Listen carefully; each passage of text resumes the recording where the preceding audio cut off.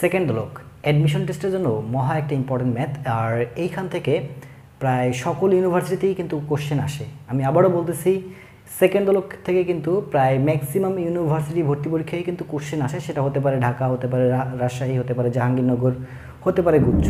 তবে আমার বিশ্বাস যে এই চারটা পরীক্ষায় প্রায় চারটাতেই তুমি সেকেন্ড দোলক থেকে ম্যাথ পাবা। এবং সেই ম্যাথগুলো কীরকম টাইপের, যে ধরো একটা সেকেন্ড দোলকের দৈর্ঘ্য পরিবর্তিত হয়ে গেল। আমি আবারও বলতেছি, একটা সেকেন্ড দোলকের দৈর্ঘ্য পরিবর্তিত হয়ে গেল বা তোমার দোলনকাল পরিবর্তিত হয়ে গেল। কথাটা বুঝো, কিন্তু দৈর্ঘ্য পরিবর্তিত হলো অথবা দোলনকাল পরিবর্তিত হলো, তাহলে সেকেন্ড দোলক থেকে যে ঘড়িটা তৈরি করা হয়েছে সেই ঘড়িটা কতখানি স্লো হয়ে যাবে বা ফাস্ট হয়ে যাবে। কোশ্চেনটা বুঝতে পারছো?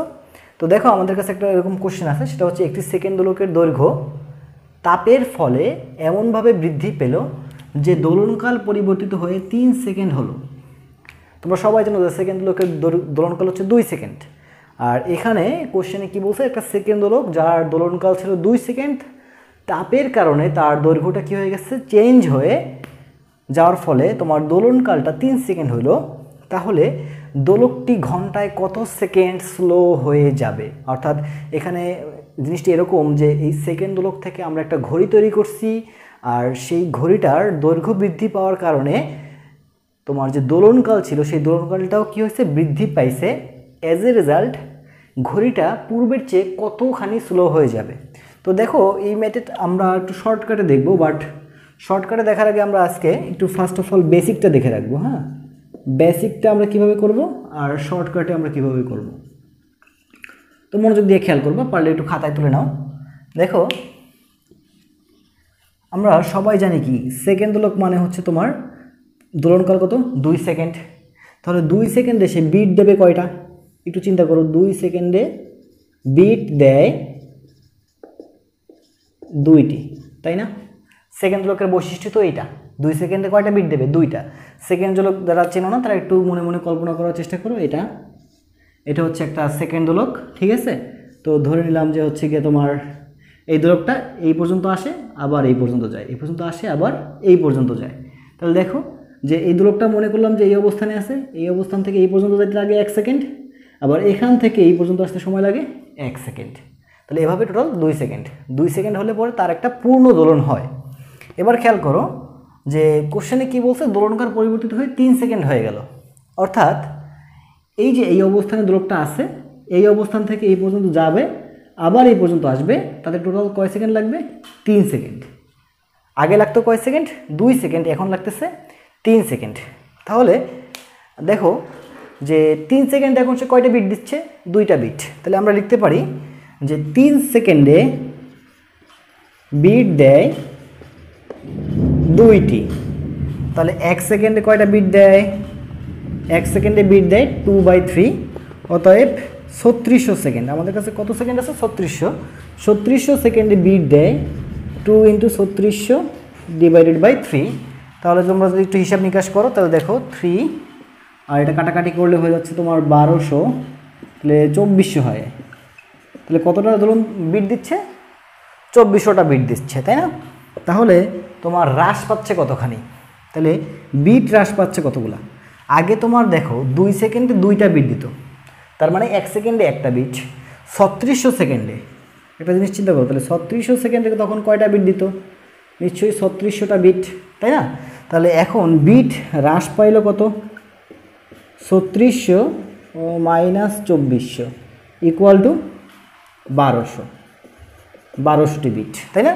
তাহলে দেখো, আগে 3600 সেকেন্ডে 3600টা বিট দিত, তার মানে 1 সেকেন্ডে একটা বিট।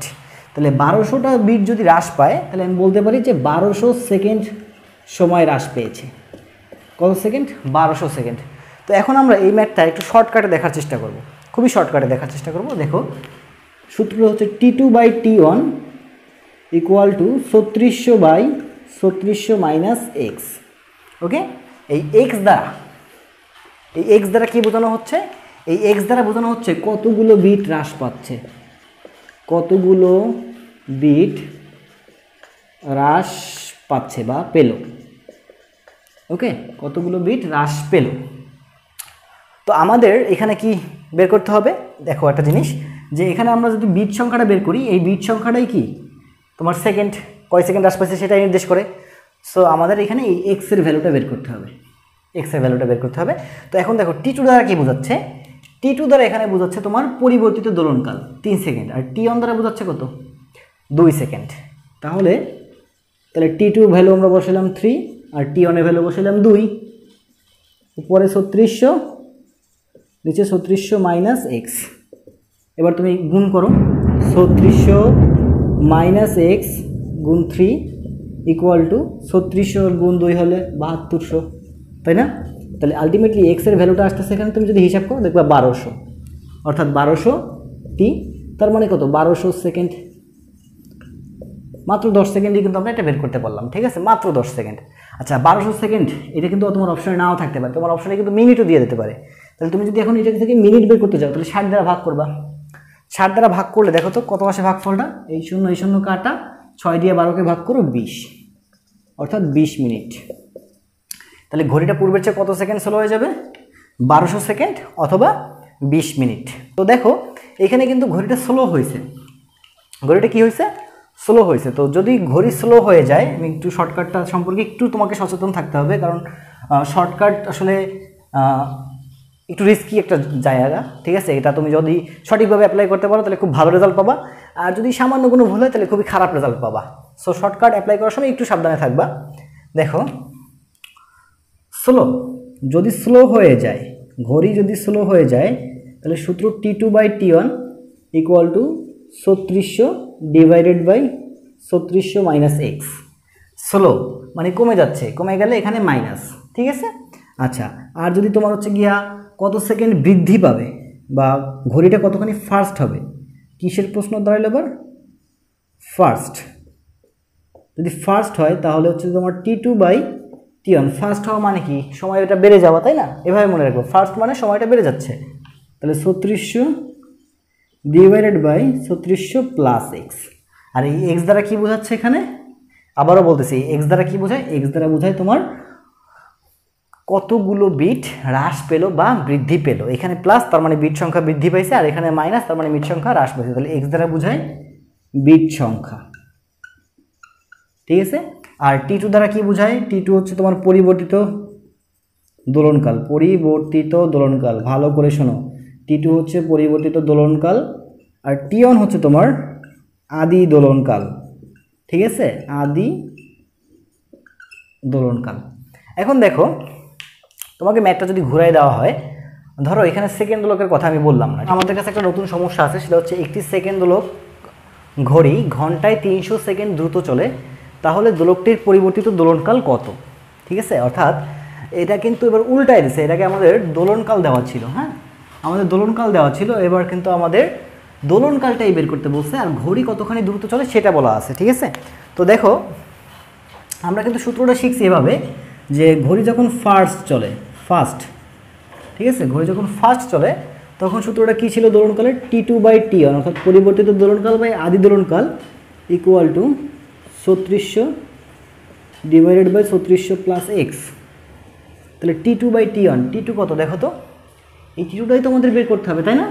তাহলে টি টু যদি বের করতে হয় তাহলে টি টুকে আমরা টি টুর মতো রাখলাম, টি ওয়ান মানে আদি দোলনকাল, বলে দেওয়া আছে কি সেকেন্ড দোলক ঘড়ি, তার মানে তোমরা বুঝতেই পারতেছো আদি দোলনকাল কত, 2 সেকেন্ড। তাহলে 3600 প্লাস এক্স, এক্স দ্বারা কী বোঝাইতো, বিট সংখ্যার হ্রাস বা বৃদ্ধি। এখন দেখো এখানে কিন্তু আমাদের বিট সংখ্যা বলা যায় নি, আমাদের বলছে 300 সেকেন্ড। তো তোমরা কিন্তু একটা জিনিস শিখে আসছো যে 300 সেকেন্ড মানে হচ্ছে 300 বিট। কিভাবে আমি আবার একটু বলতেছি, দেখো 3600 সেকেন্ডে 3600 বিট, 3600 সেকেন্ডে যদি 3600টা বিট হয় তাহলে 1 সেকেন্ডে একটা বিট, তাহলে 300 সেকেন্ডে 300 বিট, তার মানে আমাদের এখানে এক্স এর ভ্যালু কত 300, তাহলে বসাইলাম 300, ঠিক আছে। তাহলে T two by two 3600 divided by 39, তাহলে দেখো তো 0 0 কাটাকাটি যায়, তাহলে টি টু ইকুয়াল টু 36 দুগুণা 72 ডিভাইডেড বাই 39।